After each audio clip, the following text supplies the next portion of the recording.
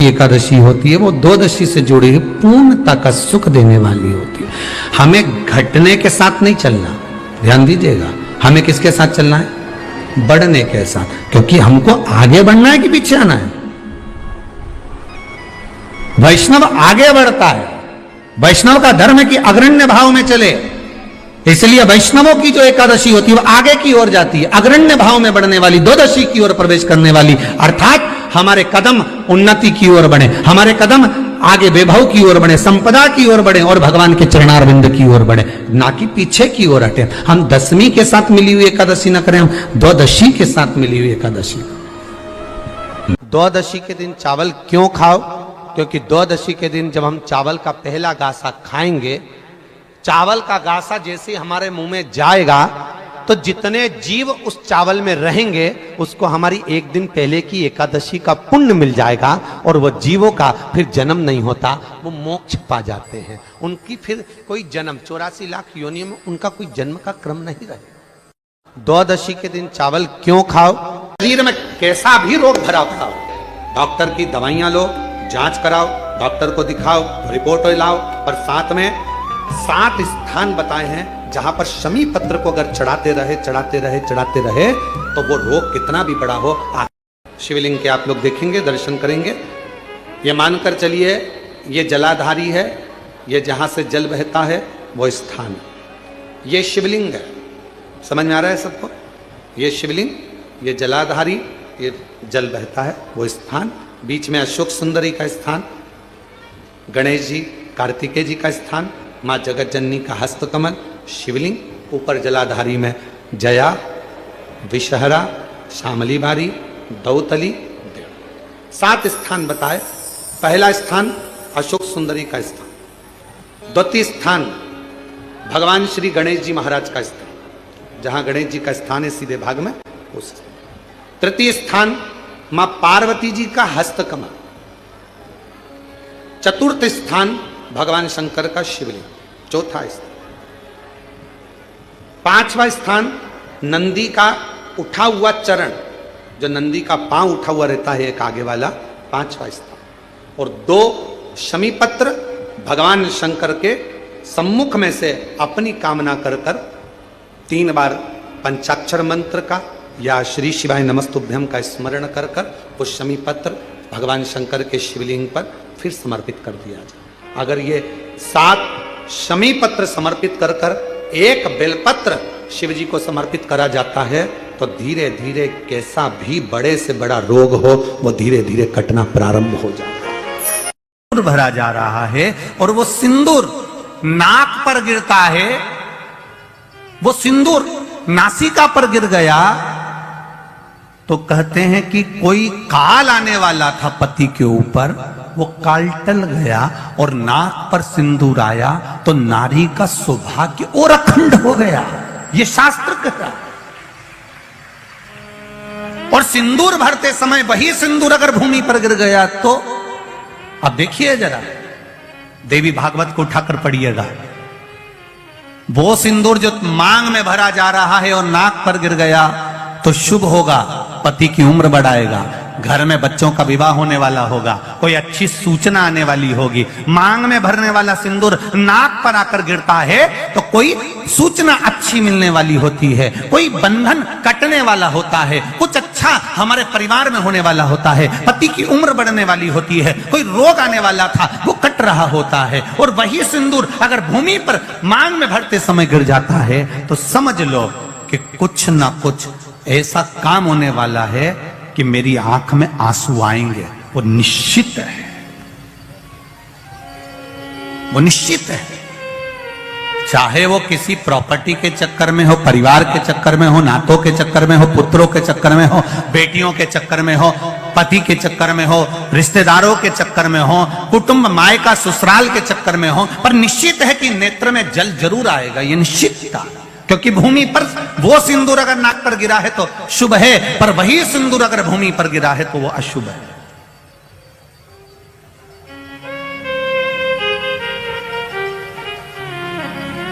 बहुत ध्यान देना जरा। प्रसाद शिव महापुराण की कथा चल रही है। संपूर्ण देशवासियों की मेरी माताओं से निवेदन है मेरे इन भाइयों से निवेदन है, उसको जरा ध्यान से सुनना।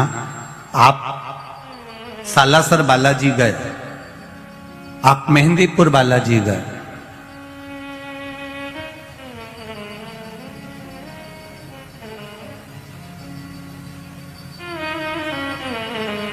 आप पावागढ़ की माता पर गए, आप किसी देवी मंदिर में दर्शन करने के लिए गए,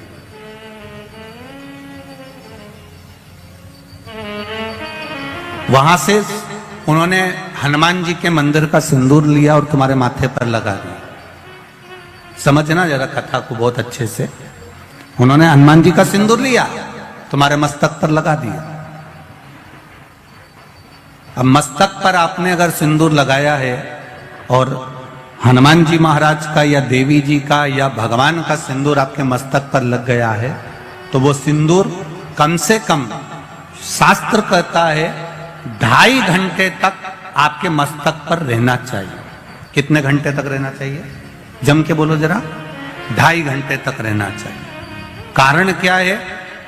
भगवान के चरण का अगर कोई कुंकू या सिंदूर हमारे मस्तक पर लगाया गया है, वो 2.5 घंटे तक रहे, उसके बाद उस सिंदूर को किसी नैपकिन, कपड़ा या अन्य चीज से पोंछ देते हैं। पोंछने के बाद वो गलत जगह पर टंग जाता है, लोग उसका गलत हाथ का प्रयोग कर लेते हैं। वो जितनी जगह गलत जगह जाता है उतना दोष हमको लगते चले जाता है। इसलिए उस सिंदूर का क्रम है कि कोई पुष्प है, उस पुष्प से उस सिंदूर को लगा लिया जाता है, कोई पत्ती है उससे सिंदूर को लगा लिया जाता है, उस पुष्प को फिर विसर्जन में, अगर विसर्जन में नहीं रख सकते तो अपने घर में जो गमला होता है जिसमें पौधा लगा होता है, उस पौधे में उसको डाल दिया जाता है, जिससे वो सिंदूर उसमें मिल जाए और हमारे घर में सदा रहे। पर हमने कोई टाविल, होटल में ठहरे तो होटल के टाविल से पोंछ दिया, कहीं ठहरे थे तो दीवार से पोंछ दिया, कहीं लगा दिया, उसका दोष है,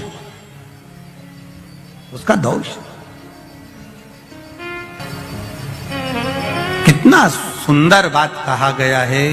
नारी मस्तक पर मांग में सिंदूर भर रही है, नाक पर गिरा शुभ है, जमीन पर गिरा शुभ है। जमीन पर गिरा वो शुभ है, पर मांग का सिंदूर नाक पर आया।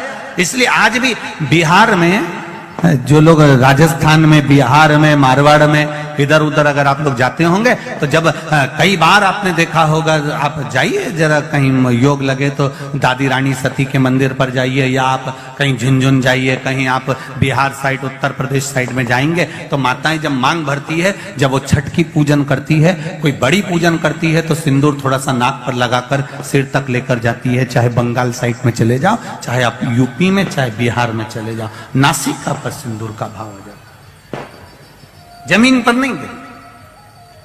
चंचुला देवी जो पात्र लेकर जा रही है जल का, वो जमीन पर गिरता है।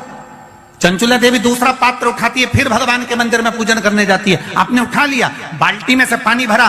कई लोग शंकर जी के मंदिर में पानी चढ़ाने की जल्दीबाजी होती है, तो बाल्टी में से पानी उठाया, पानी भरा, इतने में डालने जा रहे थे और बाल्टी में ही वो लोटा जो है, वो जल का पात्र जो है, कई बार हाथ से फिसल कर बाल्टी में ही गिर जाता है। मतलब समझो उसके पीछे कोई कारण हो सकता है। पूजन की थाली में लगाया हुआ पानी का पात्र, तुमने थाली ली, कपड़ा ढक दिया, लेकर जा रही थी, वो पानी थाली में लुढ़क गया। कारण क्या है? चंचुला देवी बार बार जल भगवान शिव को समर्पित कर रही है, जल चढ़ाने के लिए जाती, 2-4 दिन अच्छे निकलते, फिर वो पानी हाथ का गिर जाता है। चंचुला देवी के मन में तो कोई भाव प्रकट नहीं हुआ। पूजन कर कर कर कर कर कर थक गई चंचुला देवी, पर महादेव प्रकट नहीं हुए। महादेव ने ये नहीं कहा कि मैं तुम्हारे पति के लिए पार्वती जी के साथ में जोड़ा बांधकर बैठ जाता हूं और तुम्हारे जजमान पद में ग्रहण करता हूं। ये शंकर भगवान नहीं बोले चंचुला देवी से, एक बार भी नहीं बोला, शब्द ही नहीं बोले। और जब चंचुला देवी बार बार जल चढ़ा रही है, शिव प्रकट नहीं हो रहा है, तब चंचुला देवी के मन में भाव जागृत हुआ, तो तुमरुका जी के पास में गई। बाबा तुमरुका जी के चरणों में जाकर निवेदन किया,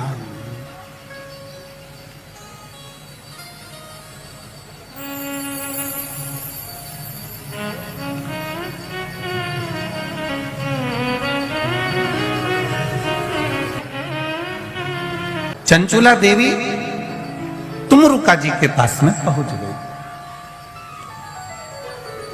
अब तुमरुका जी ने पूछा, चंचुला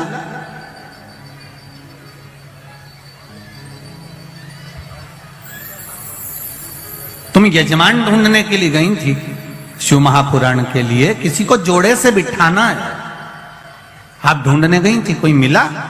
चंचुला देवी कहती हैं, मैंने पार्वती जी से पूछकर शिव जी की आराधना करी, भगवान शंकर को जल चढ़ाया, शिव जी की पूजन करी, पर शंकर भगवान प्रसन्न ही नहीं होते, प्रकट ही नहीं होते। कारण क्या है? तुमरुका जी ने कहा, तुम्हारे पूजन करने से शंकर प्रसन्न नहीं हो रहे? नहीं हो रहा। कारण क्या है? पता नहीं।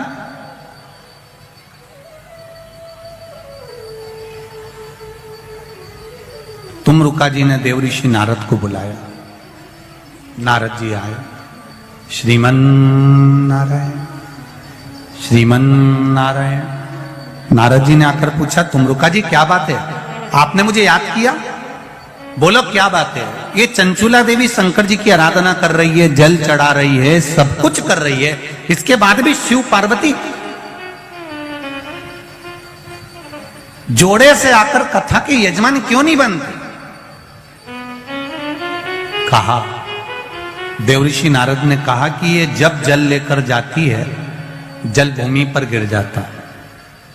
किसी अतिथि को भोजन कराते समय हाथ से गिलास, ट्रे से गिलास नीचे गिर जाता है, या पूजन करते समय कलश जमीन पर लुढ़क जाता है, या भगवान को जल चढ़ाते समय पानी का कलश जमीन पर गिर जाता है, देवऋषि नारद पुराण में कहते हैं उसका एक कारण होता है कि जो पूजन कर रहा है, जो भोजन करा रहा है, या जो जल देने जा रहा है, उसके पूर्वज जरूर प्यासे हैं और उनको अन्न का भाग नहीं मिल रहा, इसलिए वो जल बार बार भूमि पर गिर रहा। आपके साथ में भी अगर ऐसा होता हो, आप मंदिर में जा रहे हो और पानी लुढ़क गया, कलश छूट गया, गिलास किसी को पानी का दे रहे थे, छूट गया, समझना हमारे पूर्वज, हमारे पितर, हमारे कुलदेव, हमारी कुलदेवी, हमारा स्मरण, कोई प्यासा है, कोई भूखा है, वो हमसे कुछ मांग रहा है, इसलिए हम उसको तो प्रसन्न नहीं कर पा रहे और दूसरे को प्रसन्न करने में लगे।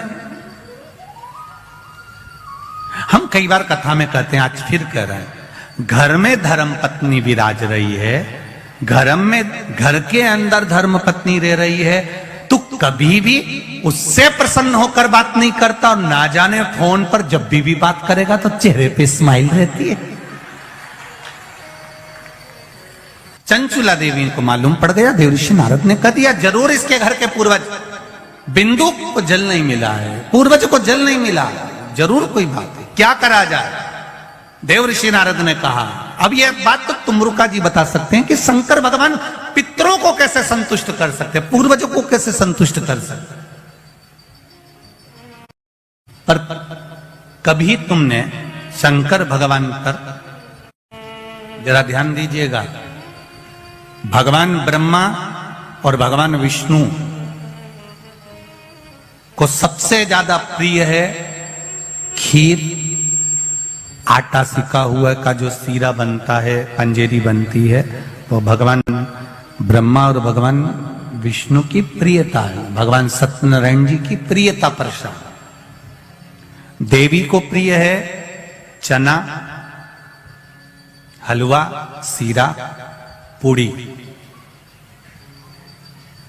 सरस्वती जी को, राम जी को, दत्त को, भगवान नारायण को प्रिय है केसरिया भात।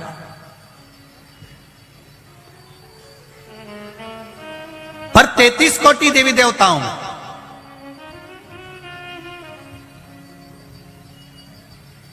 केवल एक भगवान देवाधिदेव महादेव ऐसे हैं जिनकी प्रियता केवल बेलपत्र और पंचामृत भगवान ब्रह्मा जी का जो कटा हुआ सिर है, उस शीश से, भगवान ब्रह्मा जी का शीश से बट का पेड़ उत्पन्न हुआ। उस बट वृक्ष की भी मूलता हमारे यहाँ शिव महापुराण की कथा करती है। जब घर में अधिक मात्रा में क्लेश होता है, बहुत ज्यादा मात्रा में, कहीं पति पत्नी का तलाक चल रहा है, केस चल रहा है, भाई भाई में लड़ाई चल रही है, बहनों में लड़ाई चल रही है, परिवार में अगर क्लेश चल रहा है, तो हमारे यहाँ बटकेश्वर महादेव का पूजन किया जाता है। कौन से महादेव? जम के बोलो जरा, बटकेश्वर महादेव। अब बटकेश्वर महादेव के लिए आप शंकर भगवान को ढूंढने नहीं जाना है, आपको केवल बड़ के पेड़ के नीचे जाना है और जो मट्टी का ढेला पड़ा हो, उसी मट्टी के ढेले पर आप केवल एक लोटा जल चढ़ाकर आ जाइए। वो बटकेश्वर महादेव का फल, पूजन का फल हमें प्राप्त हो जाता है। देखिए, ये आपको सुख कैसे मिल जाता है। आपको बैकुंठ का राज्य मिल गया, आपको द्वारका का राज्य मिल गया, आपको अयोध्या का राज्य मिल गया, आपको रावण की लंका दूसरे की थी वो लंका का राज्य आपको प्राप्त हो गया। ये कैसे प्राप्त हो जाता है? भगवान विष्णु ने अपनी धर्म पत्नी माता लक्ष्मी से कहा, लक्ष्मी मैं प्रतिदिन शंकर के शिवलिंग की आराधना करता हूं। लक्ष्मी जी ने कहा, क्या नाथ मैं शिवलिंग की आराधना कर सकती हूं? क्या मैं शंकर के शिवलिंग का पूजन कर सकती हूं, उसकी आराधना कर सकती हूं? भगवान कहते हैं, भगवान विष्णु ने माता लक्ष्मी से कहा, लक्ष्मी सारे देवी देवताओं ने अलग अलग शिवलिंग का निर्माण करा। किसी ने पारद का शिवलिंग बनाया, किसी ने मोती का शिवलिंग बनाया, किसी ने स्फटिक का शिवलिंग बनाया, किसी ने स्वर्ण का शिवलिंग बनाया, किसी ने हीरे का शिवलिंग बनाया, किसी ने पन्ना का शिवलिंग बनाया। तुम्हारी मर्जी पड़े, तुम वो शिवलिंग का निर्माण करो। माता लक्ष्मी ने सुंदर आनंद के साथ एक पुखराज का शिवलिंग का निर्माण करा और सुंदर माता ने उस शिवलिंग की आराधना और पूजन करना प्रारंभ कर दिया। अब क्या मिला माता लक्ष्मी जी को? लक्ष्मी जी को मिला क्या?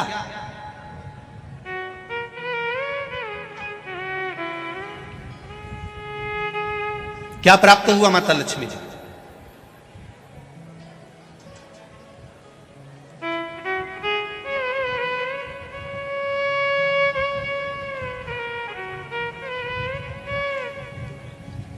भगवान कृष्ण की प्रिया है राधिका जी, राधिका जी के प्रिय हैं भगवान कृष्ण।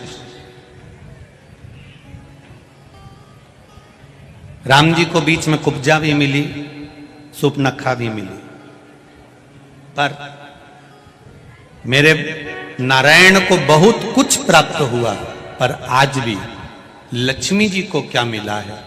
तो कहा, लक्ष्मी तुम किस चीज के लिए शिव जी की आराधना कर रही हो? लक्ष्मी जी कहती हैं, बस आपके चरण की सेवा मुझे दिन रात मिले। नारायण कहते हैं, मैं तो भगवान शिव के सेवा में लगा रहता हूं और आप मेरे चरण की सेवा मांग रही हो? तो मेरे चरण की सेवा इससे नहीं मिल सकती। कोई देगा तो वो देवाधिदेव महादेव ही दे सकते। घोर तप माता लक्ष्मी ने करना प्रारंभ करा। शिवलिंग का स्नान कराती, शंकर भगवान का अभिषेक करती, शंकर भगवान की पूजन करती, शिव जी का सुंदर आनंद से श्रृंगार करती। मेरे देवाधिदेव महादेव, मेरे काल अधिपति महाकाल राजा, मेरे विश्वनाथ भगवान स्वयं उस शिवलिंग में से प्रकट होकर बोले, लक्ष्मी तुम्हें क्या चाहिए? लक्ष्मी जी कहती हैं, प्रभु आपने मेरा विवाह नारायण के साथ तो कर दिया, पर नारायण दिन रात आपकी सेवा में लगे रहते हैं, तो उनके चरण मुझे नहीं मिल पाते। शंकर भगवान ने कहा, मैं वचन देता हूं लक्ष्मी, तू नारायण के चरणों में सदा विराजमान मिलेगी।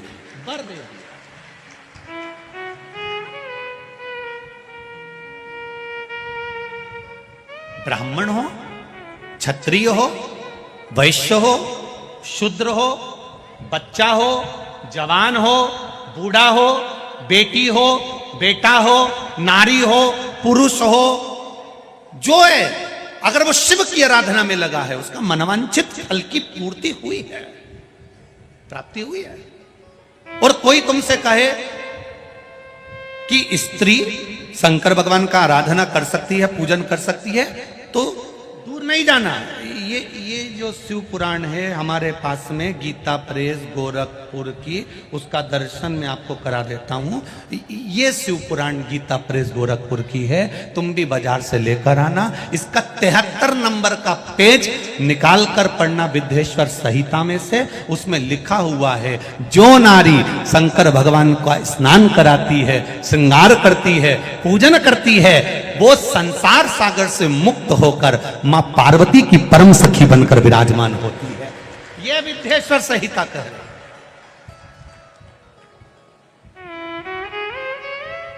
और इसी शिव महापुराण का 73वें नंबर का पेज पढ़ने के बाद में 75 नंबर पेज को पढ़ना विद्येश्वर संहिता का। उसमें लिखा है, जो शंकर भगवान को जल चढ़ाकर उस जल का आचमन करता है, वो 3 ताप से दूर हो जाता है। ये मेरा निवेदन है आस्था चैनल वालों से। पन्ना मैं निकाल रहा हूं और उसको मैं लाइन से अक्षरों पर लाइन दिखा रहा हूं। मेरा निवेदन है, आप भी बताना कि शंकर जी पर जल चढ़ाकर पीने का कितना लाभ है। प्रश्न नंबर 75।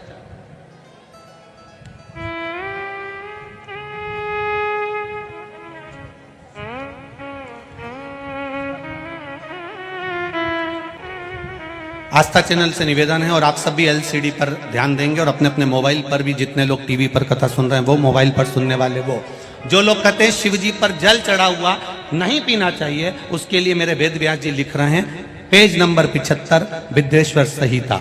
ध्यान रखिएगा, जो मनुष्य, उंगली पर ध्यान देंगे जो टीवी पर चल रही है, जो मनुष्य शिवलिंग को विधि पूर्वक स्नान कराकर उस स्नान के जल का 3 बार आचमन करता है, उसके कायिक, वाचिक और मानसिक तीनों प्रकार के पाप शीघ्र नष्ट हो जाते हैं। ये शिव पुराण। अब शंकर भगवान के शिवलिंग पर चढ़ा हुआ नैवेद्य, शंकर भगवान के शिवलिंग पर चढ़ा हुआ प्रसाद खा सकते हैं कि नहीं खा सकते? कोई कहता है महाराज जी स्वान की योनि हो जाएगी, कुत्ता बन जाओगे, कोई कहेगा ये बन जाओगे, कोई कहेगा वो बन जाओगे। अब उसको पढ़िए, पेज नंबर 75 शिव महापुराण विद्येश्वर संहिता। मेरी उंगली चल रही, वहां पर ध्यान देना। भगवान शिव का नैवेद्य अग्रह है। इस भगवान भावना को मन से निकाल दें कि शिव जी का चढ़ा हुआ प्रसाद नहीं खाया जाता, ये भावना मन से निकालें। शिव के नैवेद्य को देख लेने मात्र से भी सारे पाप दूर हो जाते हैं, खाने की तो बात ही दूसरी है। अब क्या लिखा है अगली लाइन, उसको खा लेने पर तो करोड़ों पुण्य अपने भीतर आ जाते हैं। आए हुए शिव नैवेद्य को, जो शंकर का प्रसाद है, शिव जी पे चढ़ा हुआ नैवेद्य है, अगर वो आपके सामने आ जाए, उसको सिर झुकाकर प्रसन्नता पूर्वक खा लेना चाहिए। जो शंकर के चढ़े हुए नैवेद्य को ये कह देता है कि थोड़ी देर से खाऊंगा, वो पाप में लिप्त होता चले जाता है। यहां तक उसका वर्णन किया, वो मनुष्य पाप में बंध जाता है। इसलिए शंकर को चढ़ा हुआ नैवेद्य, भगवान का बस केवल नैवेद्य का दर्शन ही हो जाए तो जीव कोटि कोटि पुण्य प्राप्त कर लेता है। वो शिव तत्व